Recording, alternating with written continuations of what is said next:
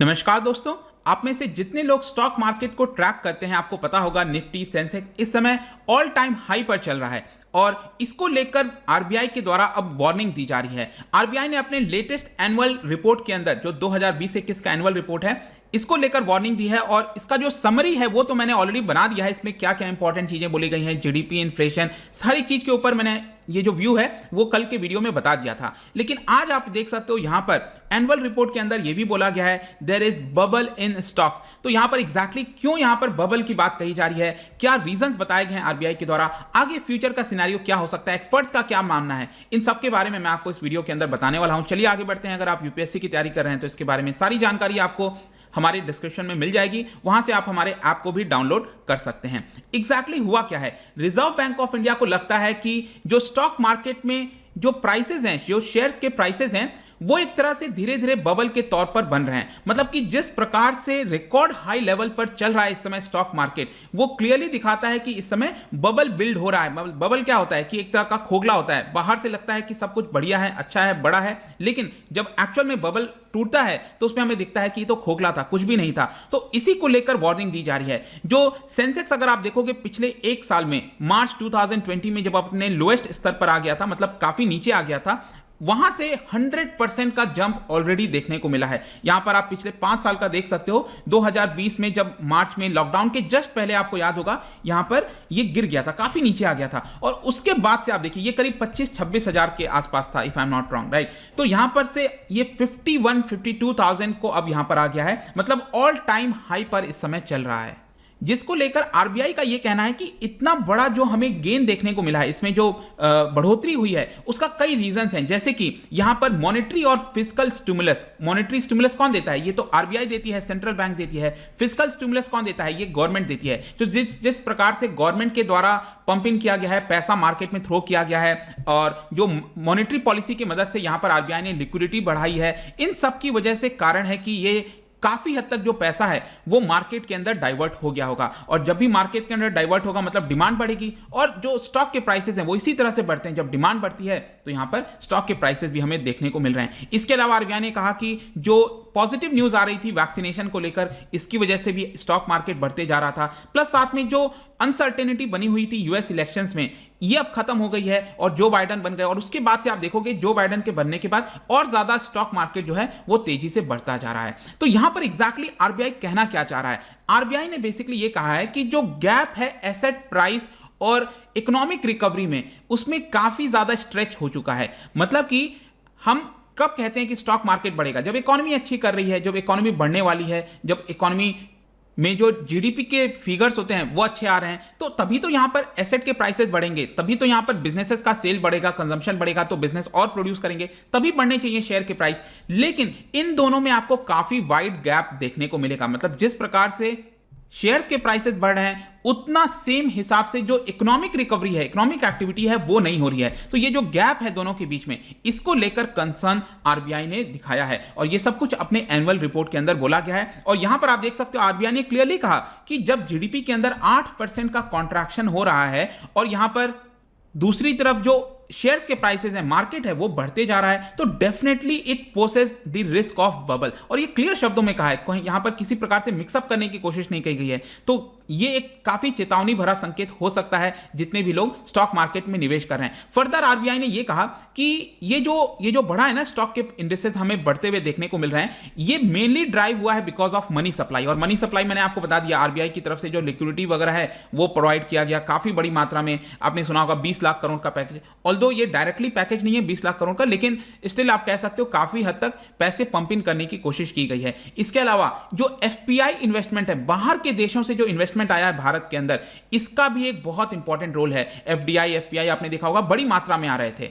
इसके अलावा आरबीआई ये कह रहा है कि इकोनॉमिक जो प्रोस्पेक्ट है, देखो प्रोस्पेक्ट मतलब आगे फ्यूचर सिनेरियोज में इकोनॉमी हमारी बेहतर करेगी, ये बात ठीक है, लेकिन ये उतना ज्यादा कंट्रीब्यूट नहीं कर रहा है शेयर प्राइसेस बढ़ने में। ज्यादातर शेयर प्राइसेस के अंदर रोल जो है ये इन दो कारणों का है। तो बाई चांस अगर एग्जाम वगैरह में कुछ पूछता है कि क्या मेन कारण है, तो ये दो याद रखिएगा, मनी सप्लाई और एफपीआई इन्वेस्टमेंट। और अब इसको लेकर आरबीआई की वार्निंग ये है कि जिस प्रकार से लिक्विडिटी बढ़ रखी है मार्केट के अंदर, this can lead to unintended consequences in form of inflationary asset prices. तो जब भी बहुत सारा यहां पर मनी की सप्लाई होगी, कई लोग पूछते हैं ना कि यहां पर कई लोगों को डाउट होता है कि सरकार क्यों नहीं मनी प्रिंट कर देती थी। इसका एक मेन कारण है कि इन्फ्लेशनरी होता है बहुत ज्यादा। आप बहुत ज्यादा मनी सप्लाई कर दोगे तो दाम बढ़ने लग जाएंगे, क्योंकि लोगों के पास पैसे आ जाएंगे, लोग डिमांड करेंगे। तो जब लोगों के पास काफी पैसे आ गए हैं तो लोग काफी हद तक जो पैसा है वो स्टॉक मार्केट में निवेश कर रहे हैं, जिसकी वजह से दाम बढ़ रहा है। और इसी की वजह से जो शेयर प्राइसेज हैं, एसेट प्राइसेज हैं, वो इन्फ्लेशनरी आपको देखने को मिल रहा होगा। I hope this thing is clear. और इसकी वजह से आरबीआई ये वार्निंग कह रही है कि ऐसा तो है नहीं कि ये हमेशा चलता जाएगा, एक टाइम आएगा ना कि जब यहां पर लिक्विडिटी जो बढ़ाई गई थी इसको अब कम करना पड़ेगा, अदरवाइज यहां पर बाकी के गुड्स एंड प्राइसेस के दाम बढ़ सकते हैं। ये खतरा देखते हुए इसमें हमें अब यहां पर कमी लानी पड़ेगी। हो सकता है कि कब होगा, अभी एग्जैक्टली ये नहीं बताया गया है कि कल से यहां पर जो लिक्विडिटी है वो कम कर दी जाएगी। अभी के लिए तो लिक्विडिटी है, लेकिन कब ये कम होना स्टार्ट हो जाएगा, तब जो मार्केट में करेक्शंस हैं, जो मार्केट में गिरावट है, वो आपको क्लियरली देखने को मिलेगी। और जाहिर सी बात है इस समय तो कोरोना का समय चल रहा है। अब कोरोना का तो कुछ पता ही नहीं, आप किसी ने अभी नहीं सोचा था। पहला जब वेव आया था पिछले साल, उसको लेकर किसी ने नहीं सोचा। सेकंड वेव को लेकर सब लोग एकदम चिंता मुक्त हो गए थे कि ये तो अब आना ही वाला नहीं है, लेकिन आ गया। तो इस तरह से जो हमारी इकोनॉमिक रिकवरी है वो भी प्रॉब्लम में आ सकती है। और जो स्टॉक मार्केट तो इसको लेकर चल रहा था ना कि इकोनॉमिक रिकवरी बहुत ही अच्छे होने वाली है 2021-22 में, लेकिन अगर इसमें कुछ प्रॉब्लम हो गई तब क्या होगा। तो ये इस तरह के संकेत दिए गए हैं। इसके अलावा यहां पर एक और चीज बोला गया है regarding price to earning ratio. ये क्लियरली बोला गया एनुअल रिपोर्ट के अंदर, यहां पर आरबीआई ने कहा है कि प्राइस टू अर्निंग अगर आप देखोगे ये भी बहुत ज्यादा ओवर स्ट्रेच हो गया है। आई एम श्योर कि आप में से जो लोग इसमें इन्वॉल्व नहीं होंगे, इकोनॉमिक्स में थोड़ा सा नहीं जानते होंगे, तो ये प्राइस टू अर्निंग रेशियो क्या आता है, बहुत ही सिंपल शब्दों में मैं आपको बताऊं तो जो कंपनी होती है अगर वो ₹1 अर्न करती है तो जाहिर सी बात है कि उसके स्टॉक के प्राइसेस बढ़ेंगे, मतलब जो भी वो अर्न करेगी उसकी वजह से उसके स्टॉक के प्राइसेस भी बढ़ते हैं। लेकिन जब भी वो अर्न करती है ₹1 के हिसाब से, तो यहां पर कितने लोग उस स्टॉक में निवेश करने के लिए रेडी हैं, मतलब आप कितना रेडी हो उसके अंदर निवेश करने के लिए। अगर ₹1 हो रहा है और आप ₹20 निवेश एक्स्ट्रा करने के लिए रेडी हो, तो यहां पर कहा जाता है प्राइस टू अर्निंग रेशियो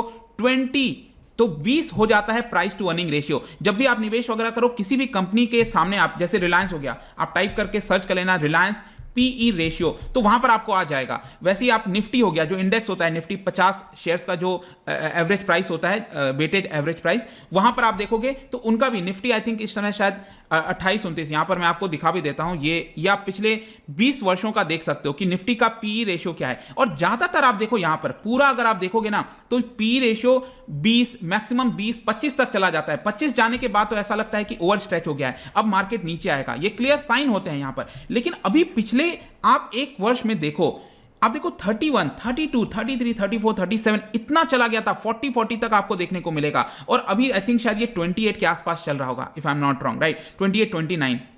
तो कहने का मतलब है जो प्राइस टू अर्निंग रेशियो है ये बेसिकली शो करता है कि आप जो शेयर खरीद रहे हो क्या वो ओवर वैल्यूड तो नहीं है, मतलब आप कहीं शेयर महंगे दाम पर तो नहीं खरीद रहे हो। ये इस तरह का इंडिकेशन होता है। तो ज्यादा नहीं होना चाहिए, बहुत ज्यादा पी रेशियो पर अगर आप खरीदोगे मतलब आप जो है एक शेयर के लिए ज्यादा प्राइस पे कर रहे हो। तो यहां पर आरबीआई ने यह कहा है कि ये ओवर स्ट्रेच हो गया है, पी रेशियो भी जो है काफी ज्यादा हो गया है, जिसकी वजह से ये साफ जाहिर होता है कि जो शेयर्स हैं वो ओवर वैल्यूड हैं इस समय। I hope this thing is also clear. अब हम आते हैं कि एक्सपर्ट्स का इसको लेकर क्या कहना है। देखिए मैं यहां पर कोई चीज ऐड नहीं करना चाहूंगा और ना तो मैं आपको इन्फ्लुएंस करना चाहता हूं किसी चीज को लेकर कि आप निवेश करो नहीं करो, ये सब आपका है। यहां पर जस्ट मैं नॉलेज प्रोवाइड करने की कोशिश कर रहा हूं। तो यहां पर एक्सपर्ट्स अगर आप देखोगे उनका कहना है कि ये बात सही है, जो आरबीआई बबल थियरी की बात कर रही है इस समय मार्केट के अंदर, ये बात काफी एक्सपर्ट्स ने कहा है कि ये बात सही है और मोस्ट प्रोबेबली करेक्शन हमें देखने को मिल सकता है। जो करंट लेवल चल रहा है हो सकता है कुछ और कंटिन्यू रहे ये, क्योंकि मार्केट ऑल टाइम हाई पर चल रहा है, तो मे भी कंटिन्यू हो सकता है और यहां से आपको करेक्शंस भी देखने को मिल सकते हैं। कोई भी 100% श्योरिटी से नहीं बता पाएगा कि हां आप किधर जाएगा मार्केट। लेकिन एक्सपर्ट्स का यह कहना है कि जिस तरह से यूएस के अंदर जो रियल इंटरेस्ट रेट अगर आप देखोगे ये नेगेटिव हो गया है। अब रियल इंटरेस्ट रेट मतलब क्या है कि इन्फ्लेशन बढ़ रहा है और जो आप को रिटर्न आना चाहिए अपने एसेट के ऊपर वो कम आ रहे हैं, तो इसकी वजह से जो रियल इंटरेस्ट रेट है वो आपका नेगेटिव चला जाता है। तो ये पहला साइन होता है कि यहां पर मार्केट करेक्ट होने वाला है। इसको लेकर मैं सोच रहा हूं एक और वीडियो बनाने के लिए कि एग्जैक्टली यूएस के अंदर चल क्या रहा है और इसका भारत के ऊपर क्या असर पड़ सकता है। जल्दी उसके ऊपर एक वीडियो लेकर आऊंगा। लेकिन यहां पर ज्यादातर एक्सपर्ट्स यही कह रहे हैं कि जिस तरह से अगेन ये सेकंड कोविड का वेव आया है, ये अगेन दिखाता है कि मार्केट में जिस प्रकार से प्राइसेस बढ़ते जा रहे हैं वो रियलिटी से थोड़ा दूर है। तो ये बबल की तरह एक तरह से, और जो इन्वेस्टर्स हैं उनको सतर्क होना चाहिए, जो क्वालिटी स्टॉक्स हैं उनके ऊपर ही निवेश करना चाहिए, और जो फंडामेंटली साउंड स्टॉक है उनके ऊपर, क्योंकि अगर सपोज क्रैश आता भी है तो अगर आप अच्छे क्वालिटी के शेयर्स खरीदे हुए हो, बेटर कंपनी के खरीदे हुए हो, तो वो सस्टेन कर जाएगा। और जो खराब क्वालिटी के शेयर्स होंगे, जो कि रीसेंट पिछले 6 महीने के अंदर जिनके दाम बहुत बढ़ गए हैं और उनके जो फंडामेंटल्स हैं वो बहुत वीक हैं, तो वो अचानक से बहुत ज़्यादा नीचे भी आ सकते हैं। तो आपको स्ट्रांग जो अच्छे शेयर्स हैं उसके अंदर ही निवेश करके रखना है, ऐसा एक्सपर्ट्स का कहना है। तो ये पूरा वीडियो था दोस्तों रिगार्डिंग जो मार्केट बबल के बारे में बताया गया है आरबीआई के द्वारा। आई होप कि इसके अंदर आपको काफ़ी कुछ जानने को मिला होगा। जाने से पहले मैं आपके लिए एक interesting question, interesting I think सबको आपको ये पता तो होना ही चाहिए, बहुत ही सिंपल है।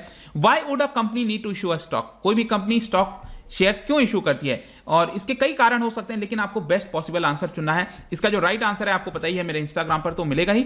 अगर आप वहां पर नहीं हो कोई बात नहीं, टेलीग्राम से ले सकते हैं इसका राइट आंसर। मैं कई सारे एमसीक्यूज यहां पर डालता रहता हूं, स्टोरीज के फॉर्म में आप जाकर प्ले कर सकते हो। अगर आपको पीडीएफ चाहिए, बाकी सोशल मीडियाज पर जुड़ना चाहते हैं तो आप आ सकते हैं। अगर आप इकोनॉमिक्स पढ़ना चाहते हैं मुझसे, यूपीएससी की तैयारी कर रहे हैं, तो आप ऐप को डाउनलोड कर सकते हैं। तो आई होप दोस्तों ये जो वीडियो था आपको पसंद आया होगा। मिलता हूं आपसे next time. Till then thank you very much, see you soon.